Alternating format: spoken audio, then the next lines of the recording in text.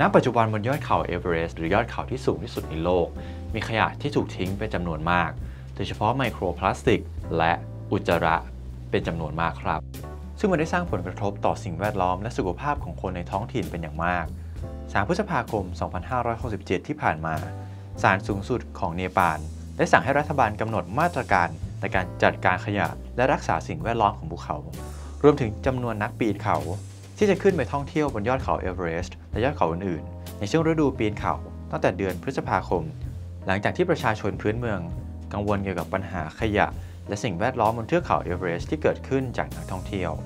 ปัจจุบันเนปาลออกใบอนุญาตปีนเขาให้แก่ทุกคนที่ยินดีจ่ายเงินค่าสมัคร 11,000 ดอลลาร์เพื่อขึ้นไปสู่ยอดเขาเอเวอเรสต์ที่มีความสูง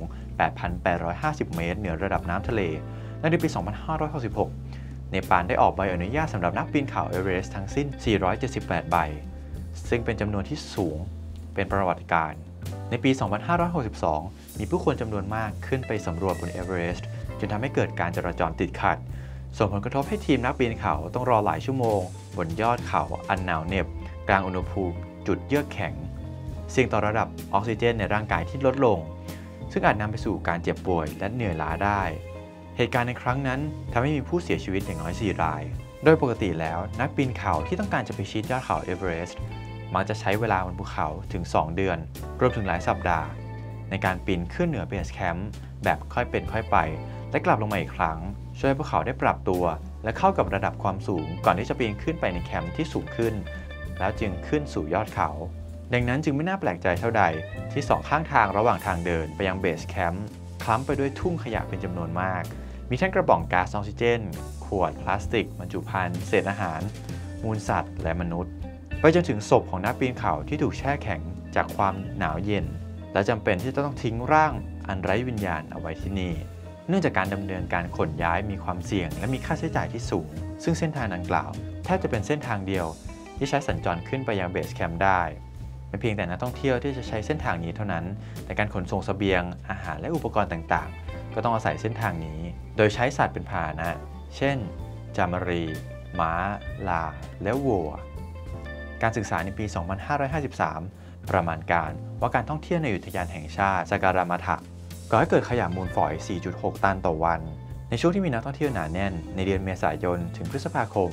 และเดือนตุลาคมถึงพฤศจิกายนท้ายสุดแล้วขยะส่วนใหญ่ก็ถูกทิ้งลงในหลุมฝังกลบซึ่งอยู่ไม่ไกลจากหมู่บ้านหรือบางครั้งก็ใช้การเผา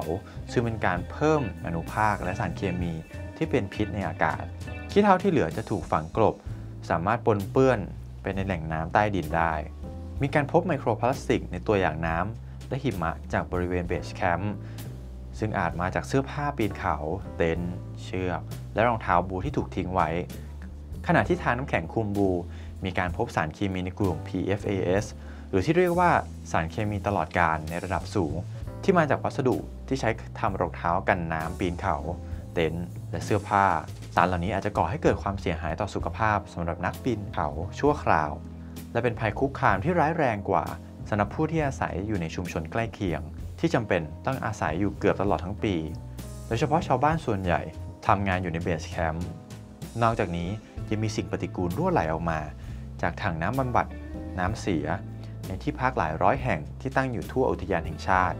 ส่งผลให้เกิดมลพิษต่อน้ำใต้ดิน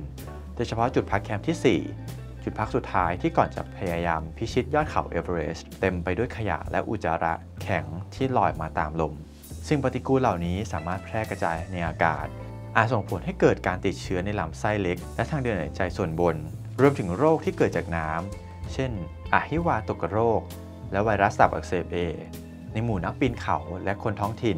Alton Bears นักธรณีวิทยาภูเขาประมาณการว่าในแต่ละปีมีอุจจาระที่อยู่ในเบสแคมป์ประมาณ 5,400 กิโลกรัมโดยยังไม่ได้นับรวมอุจจาระที่ฝังอยู่รอบๆที่พัก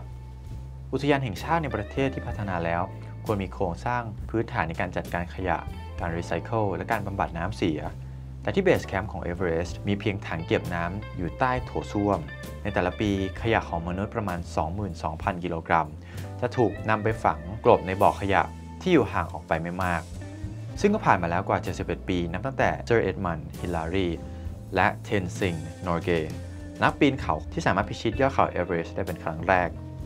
ยอดเขานี้ได้กลายเป็นตำนานสำหรับการพิสูจน์ความแข็งแกร่งความกล้าหาญและชัยชนะของคนทั่วโลกซึ่งแลกมาด้วยปัญหาขยะและสิ่งแวดล้อมเสื่อมโทรม